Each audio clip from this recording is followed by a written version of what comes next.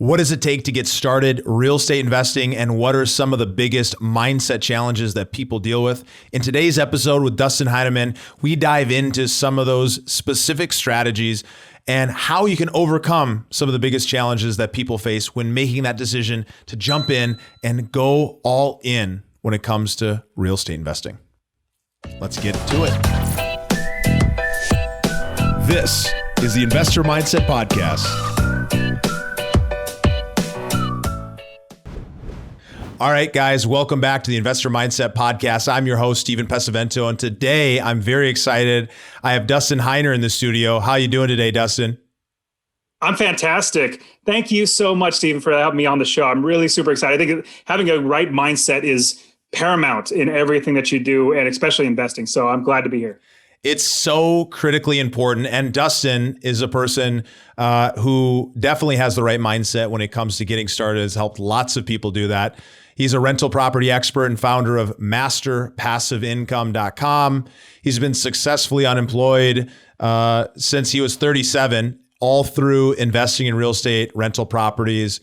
And he's used that to be able to build life on his terms. So what we're going to be talking about today is really the mindset of a successful investor. We're going to be talking about what is possible for you if you're looking to, leave your job, if you're looking to make a career out of this, and really start understanding what are some of those pitfalls that people often end up running into when it comes to the way that they think about this in today's interview. You ready to get into it? Yes, let's do it. Awesome. So before we get into all the juicy stuff about your experience, what I'd love to start with is actually start by looking back at earlier in your life, specifically your childhood. And so what events or influences from your childhood shaped who you are today? Yeah. So my parents had divorced, and my stepdad and my biological dad, they're both were entrepreneurs. And so I was kind of conflicted because I was always taught from school how to basically be an employee. You're taught from the very beginning how to be an employee, never taught to be an investor, never taught how to be an entrepreneur, any of that stuff. And so it's kind of, just go on normal path of working a job.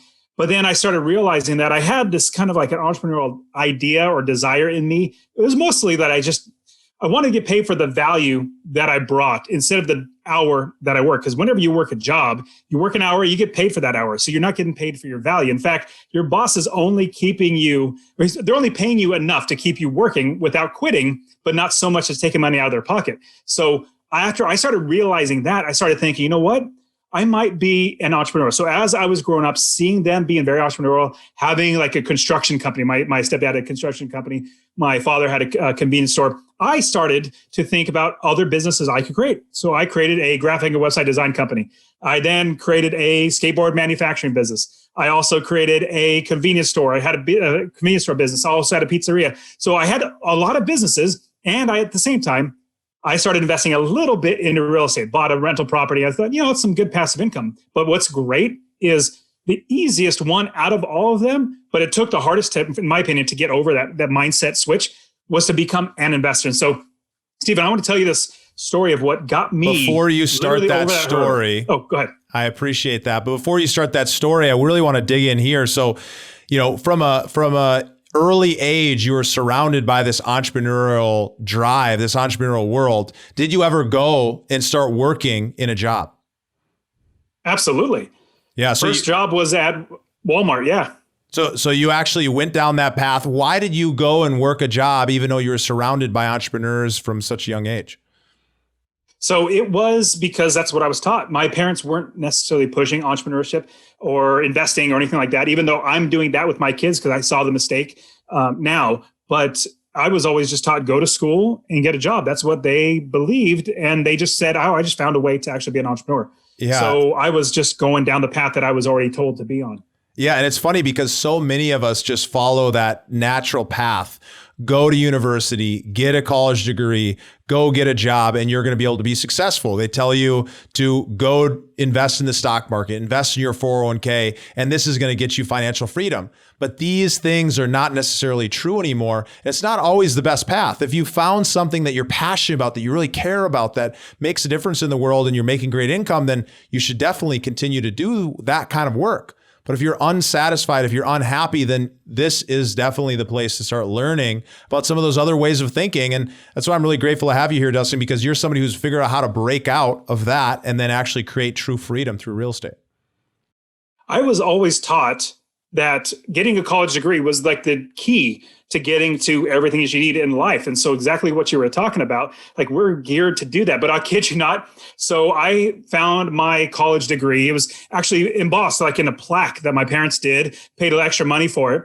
And I actually found it in a drawer. I've been retired or I quit my job. I was successfully employed about 4 years now. And so I'm looking at it. I'm looking at my kids. I'm like, hey, kids, I'm never ever going to need this again. How about we blow it up? So I literally made a YouTube video. If you go to Master Passive Income on my YouTube channel, I literally made a fun video where we're shooting it with bullets, with guns. And then I literally take a 16 pounds of tannerite and a gallon of gasoline and I blow the degree up. And it's just to prove to my kids, let alone everybody else, the mindset that you don't have to follow what everybody tells you to do. You can do something different, especially something like investing in real estate. So yes, absolutely. That's something I wish I would have learned, but that I'm absolutely implementing that in my kids now. Yeah, that's so key. And I know you want to share this story because we were talking about it a little bit offline. I think it's going to be really inspiring for people. So talk a little bit about what that genesis was that got you where you are today. So yeah, as I was saying, I had so many different businesses and I was entrepreneurial and I was just trying to do everything I could to not have to work for somebody else. And at the same time, I bought a rental property too. I read Rich Dad Poor Dad, fantastic book, really got me thinking, that was a mindset shift that really, really helped me to change out of being an employee to actually being a business owner or a passive investor or being an investor. So after reading that book, I started, I bought 1 or 2 properties. But as I was doing that, I was doing so many other things. Turns out the easiest thing and the one that made me the most money and I did so little on is my real estate. Now, let me tell you the story. So if you can see this, I have a picture in my background of my 4 kids. So at the time my 4th child was born, I was working at the county government in California, Fresno, California, working in county government. And I was working just fine, had plenty of seniority. Everything's going really well. Just had our 4th kid. She's maybe a week old. I go on paternity leave. That's where the dad stays home and they hang out with the mom, takes care of the kids, bonds with the baby, and then you go back to work. So I went back to work after the paternity leave and I was working all week. And then on a Friday at about 3:30 in the afternoon, I get a phone call from my boss's secretary, like the top dog. And it says, Dustin, would you please come to the boss's office? I said, sure. And then hang up the phone. And then I sit there for a second and I think, why would they be calling me to the office? This is not normal. What's going on? And then it got me thinking about before I went on paternity leave, about a month or 2 months prior, there was some rumors or some rumblings of a possible layoff scenario because the county was running out of some money. And I said, no, I have so much seniority. I can immediately dismiss that. Then got up out of my chair, started walking down the hallway. And mind you, it's not that long of a hallway, but it felt like it got longer and longer. And each step that I took, it felt like I had lead bricks or my feet were made out of cement and it got heavier and heavier because in the back of my mind, it was gnawing at me that I could potentially be getting laid off right now. So as I'm walking down the hallway, all these thoughts run through my head and I round the corner and I see my boss's office and I see the secretary. My boss's office, the door's closed and the secretary looks at me and sheepishly, she says, Dustin, would you please have a seat? I say, sure. And I sit down. And as I'm sitting there, more thoughts run through my head. And I start realizing if I'm getting laid off right now, what does that say about me? Am I a failure as a husband? Am I a failure as a father to provide for my family? All these years, 10 plus years working at the county government to eventually get laid off, like that was all a waste. Am I a failure at life? And as I sit there, these thoughts are racing in my head. I start to sweat on my forehead. My hands started getting all clammy. And then the door to my boss's office opens up. And out walks a lady with a piece of paper in her hand. She's noticeably distraught. She's noticeably upset, but she's not crying. But you could tell her world is absolutely rocked. And as she walks past me, my boss says, hey, Dustin, would you please come to my office? Same thing happened to me as happened to the other lady. I get a layoff notice. So I have 2 weeks before I'm going to be out on my butt and not be able to provide for my family. So I get my layoff notice and I start walking back to my desk and I realize 2 things. this is where the mindset really just took in for me. I realized two things. Realized that number one, I need to provide for my family. Like, I'm not going to have any money. I maybe had one property, but that's not enough to provide for the family. So I needed to do something to provide for my family. So I was really, really blessed, praise the Lord, to find another department. I started working at the sheriff's department, doing IT work in the sheriff's department. So I didn't have any layoff. I didn't have any issues. So that was a huge, huge blessing. And so from that point, the second thing that I realized was I absolutely needed to make sure that this never, ever, ever happened to me again. So what I decided to do was, from that point forward, I said, I am now an investor. I knew investing worked. It's worked for thousands of years, or however many people have been investing in real estate. It's going to work for me. And I made that mindset shift to where now I'm an investor. Even though 100% or just about 100% of my money came from my job, that was now my part-time job. My full-time job is that I'm an investor. So whenever they ask me, hey, Dustin, what do you do? Basically, their question they're asking is, what value do you put on yourself? No longer did I ever say, I work at the IT in the county government. No, I literally say, I am an investor. Like I said, even though 100% came from my job, I'm still an investor. Let me round out the story and say, I worked another 6 years, bought property after property after property after property. And more people, because I started telling everybody I'm an investor, people started bringing deals to me, and I started growing my business. And I kid you not, Stephen, on the 6th year of investing, I went to my boss's office and said, boss, I can't do this anymore. Even though I'm making $75,000 a year, I'm losing money working here. I quit then and there and transitioned from walking down that little hallway, that short hallway where I was taking forever. It felt like it was really, really long, whereas my feet were concrete bricks. This walk to my car, which, remind you, I'm in downtown. You pay to park, so I was cheap. So I'm parking 2 miles away. It was the fastest, quickest walk, and I felt like I was walking on clouds, never having to work a job again. It was all because I made that mindset shift to now tell myself, my own value comes from my God, my family, and myself. I am an investor. So everybody listening to this or watching this, you absolutely need to realize that your value is in who you are, not what anybody else puts on you. Yeah, absolutely. Well, I totally agree. And what's really interesting to just really underline what you're talking about here is that when you decided that you were going to be an investor, that you decided that you were going to call yourself an investor, it was because you were in a state of mind where all of a sudden it's time to make a shift. I need to be able to support my family. I need to be able to make this change. I need to be able to create the flexibility and freedom that really only real estate can offer. But the core thing here is that you took on that identity. You started saying, I am, and you put I am in front of whatever statement, and you will become. If you can convince your mind that you're there, you're able to bring that same feeling to everyone else. And so now other folks, other people out in the world are able to see that Dustin is an investor, that Dustin is going out and buying real estate, that his intention is to be able to create wealth by buying assets and receiving profit off of the results of owning those properties. And that's what really paid off. And it's so important to underline, because so often times than not, the biggest challenge people deal with is that they don't take on that new identity. It's when they're in that state of shift. And so I'm curious, you've worked with lots of people, you've obviously gone through this yourself. How do you recommend people go through the process of making that internal shift of being able to claim the identity that they are this thing and they're going to step into it? Honestly, it seems, because I've talked to a lot of investors as well, it does seem like a good catalyst is a life-changing event, like it did for me. I literally had 4 kids and had to figure out a way to feed them. And that's a catalyst. I actually interviewed somebody on my podcast as well, where I was interviewing them, and theirs was a catalyst where her husband left her. He was, cheating on her and left her, and then she had to figure it out. So it seems like a catalyst is one good thing. And so if there is ever a catalyst that actually gets you into that position, don't let that go by. Don't dismiss that and try to get back to the old routine. In fact, actually losing my job was the best thing. Even though at the time it was the worst thing possible, it was the best thing. Now, I give you an example. I have a friend of mine who was working a regular job, getting paid just fine. They wanted him to do another part of the business, and he was like, I just don't feel comfortable with that. It wasn't that was bad. He just didn't feel comfortable. And I had been encouraging him to be an investor, to start his own business, lots of other things that I said, you know what, you can do this without working a job. And he actually realized that the time of his employment at that job is done. Even though they didn't fire him, he was basically done.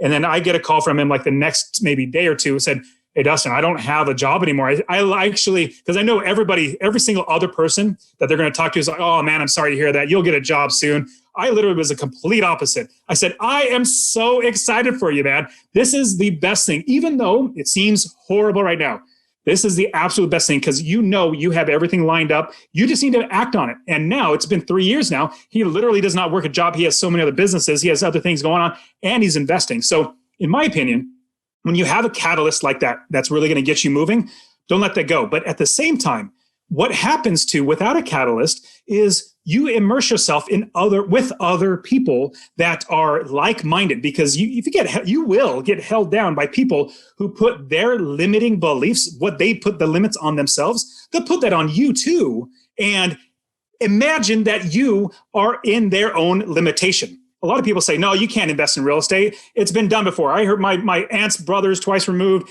They had a property and somebody blew up the house or whatever it might be. It's like, that's your own limitation.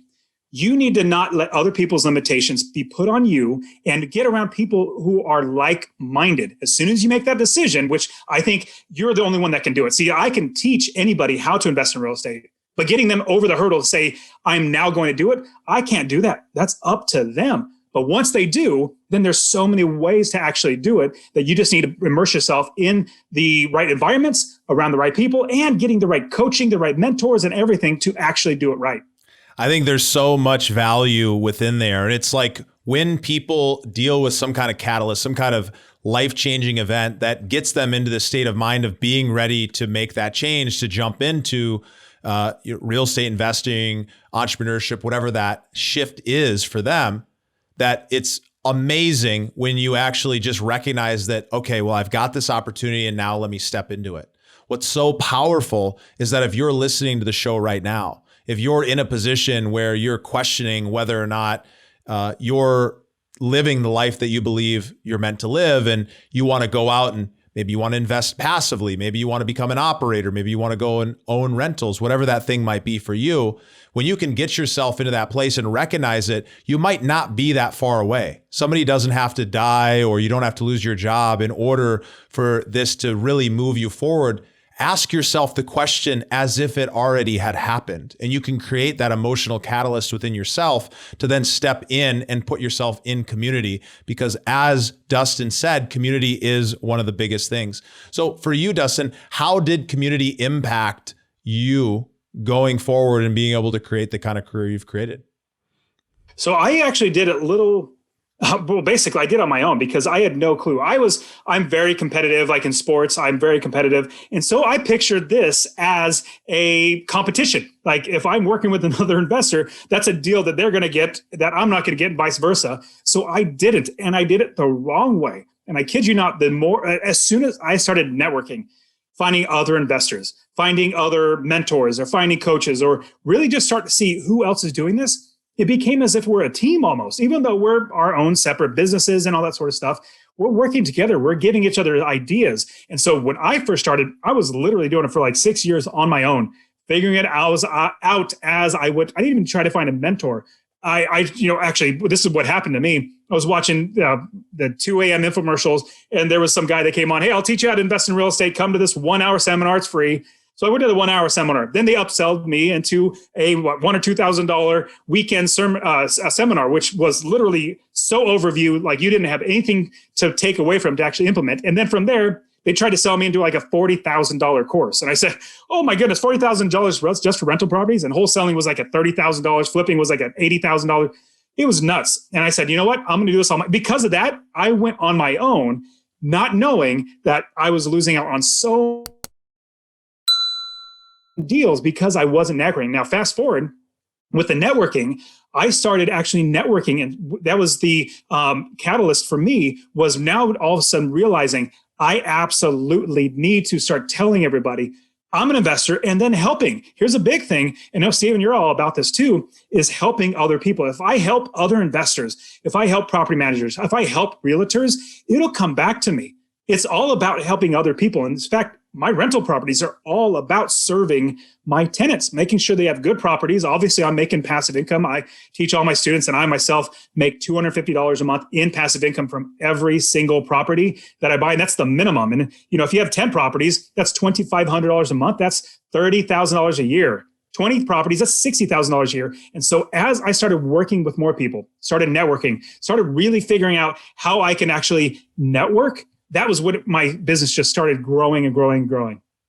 Yeah, it's such a big idea. I mean, a lot of the listeners are active investors. A lot of the listeners are already on this path. And it's so important to be reminded that there's intention behind everything that we're doing. That by going out and connecting with other people, that we don't need to be in this scarcity mindset, that there is so much available to us, and that by actually working together and creating a partner-driven structure where I get to help this person and team up and really be able to do more together than you would individually, you can create so much more. And it's just a lot more fun. It's a lot more enjoyable. And I'm sure, as you're saying here, you're able to get deals as a result of this networking because people do business with people they like. So I just think that is phenomenal. What I'm curious about, Dustin, is a lot of people who have already been in the trenches, they're already doing this, they've made a career out of it. Maybe they're investing passively as well, but they run into challenges. And I know that you've, helped some folks out of some of those big challenges. What are some of those big potholes that people end up getting stuck in? And how do you recommend getting past that? Well, I'll give you one about the mindset pothole that you can get into, and then I'll give you another practical pothole that you can get into. So a mindset pothole that you might run into, or you probably will, is thinking to yourself as an investor, I really don't want to buy a money pit.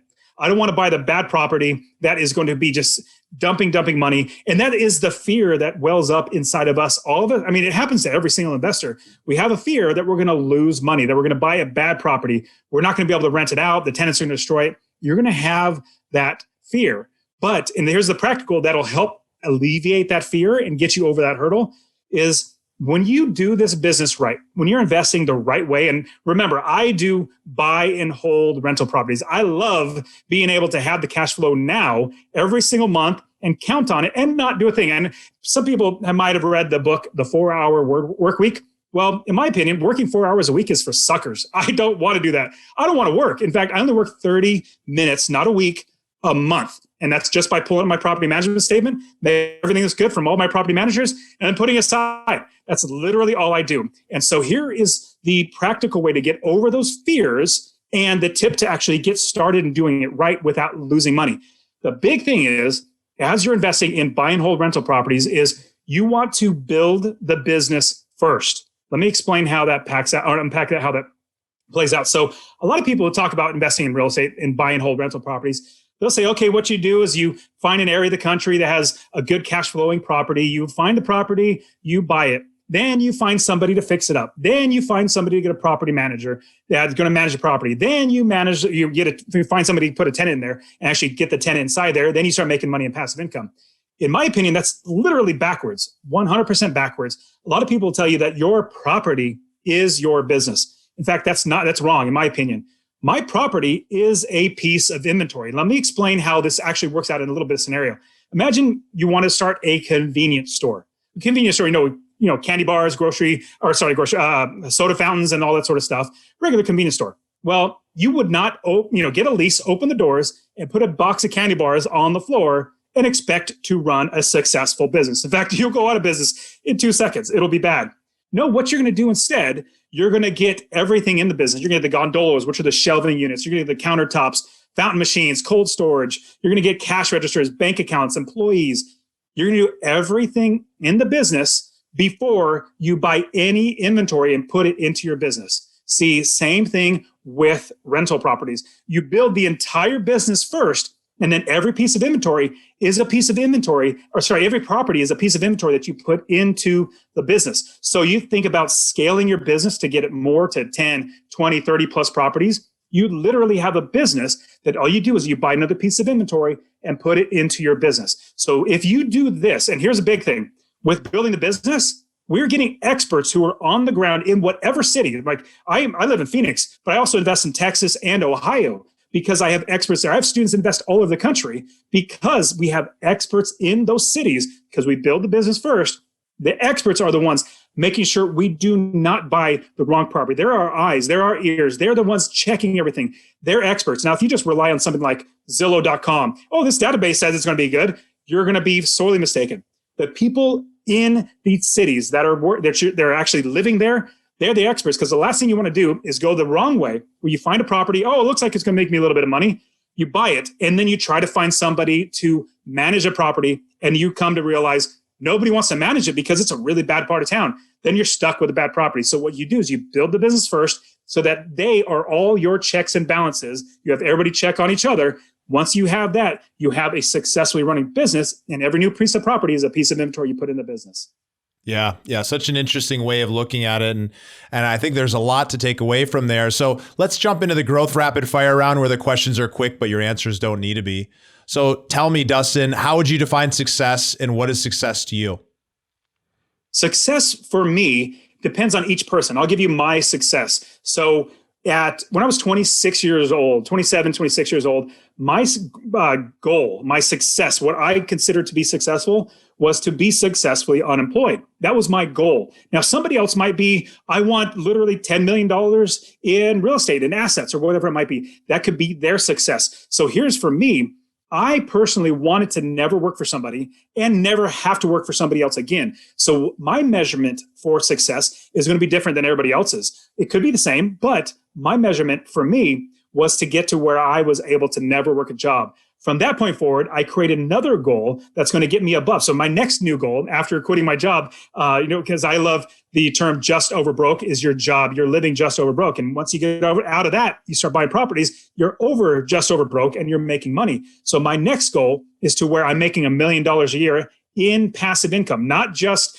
total revenue from all my properties or total assets. I literally want my next, probably maybe 5 to 10 year goal is get $1 million a year in passive income from all my properties. So that's what I look like as success, is putting these goals, these big, huge, almost outstanding goals that I can't get, put them there, and then I achieve those. And that's how I measure success.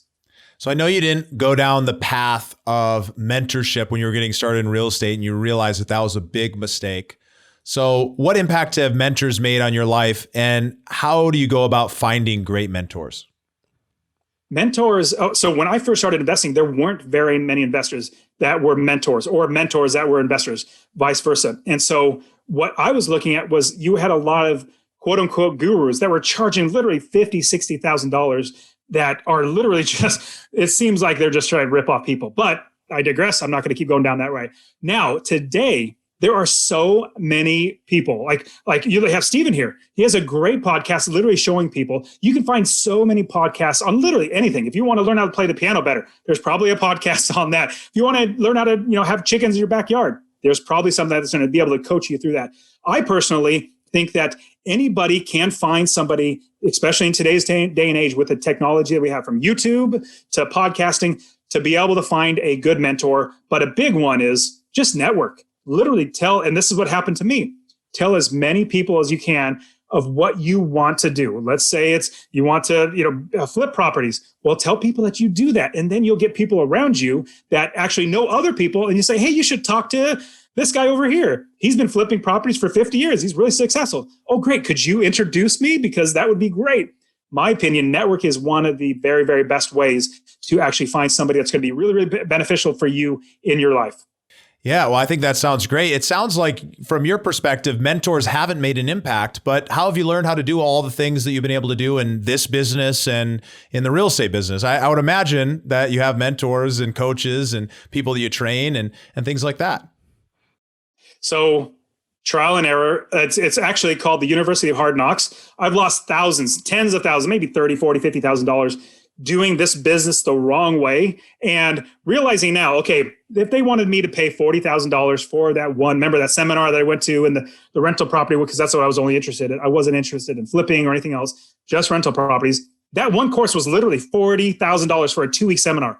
That may have been well worth it than the 40, 50, maybe plus thousands of dollars that I'd lost doing this business the wrong way. Now, since then, I figured out what worked. Whatever didn't, I ripped it out of the business and never did it again. And whatever did, I kept it into my business. That's what I'm literally teaching all my students now. I have the Real Estate Wealth Builders. That's where I do group coaching. I have all 5 of my courses, a student success program, where I'm literally getting people to buy their first property. And usually, and Stephen, you probably definitely know this, that the first property is the hardest property to buy. And usually the second property comes so much faster, like lightning speed faster when you come down to the second one, because that limiting belief, the investor mindset's not there until you get that first property. Then boom, you start moving forward. But for me, after I started really growing, that's when I started reaching out to mentors. It's not necessarily mentors. It's more like masterminding with people.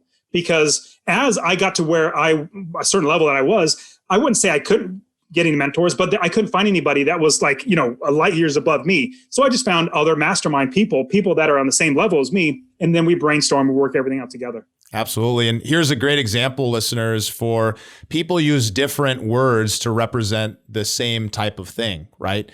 Mastermind, coaching, mentor, learning from other people. I know for sure Dustin's been learning from lots of folks because he's been able to create a phenomenal business, not only in real estate, but also in many other areas. And so, go out and find people that you can learn from, and you can do that in so many different ways. So we'll wrap up on this. Talk to me about purpose. What drives you to live your best life every day?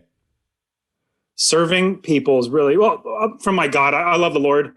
And from reading the Bible tells me that I just need to serve more people. And I realized as I've implemented that into all of my businesses and all of life, my life gets better, other people's lives get better, and I make more money. It just happens. The more people I serve, the more money I make, the better my life gets. Plus, I just don't live for myself. It's so much better living to help other people because it's like a double payday. Like obviously I'm going to get paid when I rent out a property to a tenant, but I'm also blessing them with a good property that they can live in at a fairly reasonable price. It's a double payday. I get paid with monetary, but I also get paid when I'm helping somebody out. Same thing with coaching people, teaching them how literally to do this and change their lives. I have one student who literally bought in 2020, mind you, this is COVID. In 2020, he bought 6 duplexes in 1 year and makes $4,000 a month. Actually, it's like $4,200 a month in passive income from these 6 properties. I have another student in 15 months. He got 6 units in 15 months. So everybody can absolutely do this. It's just you need to make your mindset, just like you keep listening to this podcast and other podcasts like it that are really going to help you. And don't let the naysayers, the people that are going to try to hold you back, because they want you to, like, misery loves company. They're going to keep holding you back. I personally had to get rid of or limit the amount of time that I had with the people that were holding back and continue to look forward. So that's what I'm doing, is continually looking forward and serving more people. Wonderful. Well, thank you so much for being here with us. Where can people find out more about you or get in touch? Yeah, I love podcasting. I love podcasts. You can check out Master Passive Income Show, where I teach it's just me literally teaching on how to invest in real estate. Just loads and loads of content doing that. masterpassiveincome.com. You can go there as well. But I also have my YouTube channel where I talked about, I literally blew up my college degree. It's a fun video that hopefully you guys, it's literally, Stephen, it's a fireball flying up in the air. And if you've seen any special effects in movies where there's a big explosion and it's a fireball, it's literally because of the gasoline. So putting that gallon of gasoline on top of it is phenomenal. So you guys definitely have to check out that video, but that's where you can find me. Awesome. Well, thank you so much for being here, and I look forward to the next time we get to hang out. Thank you. Today's episode is sponsored by Von Finch Capital. If you're interested in investing alongside me in the same type of real estate opportunities that I personally invest in, then head over to Von Finch Capital and join their private investor network. You can do so at vonfinch.com/invest. Join me on that next deal, and I look forward to seeing you on the inside. Thank you for listening to the Investor Mindset Podcast. If you like what you heard, make sure to rate, review, subscribe, and share with a friend. Head over to theinvestormindset.com to join the Insider Club, where we share tools and strategies from the top investors and entrepreneurs on how to take it to the next level.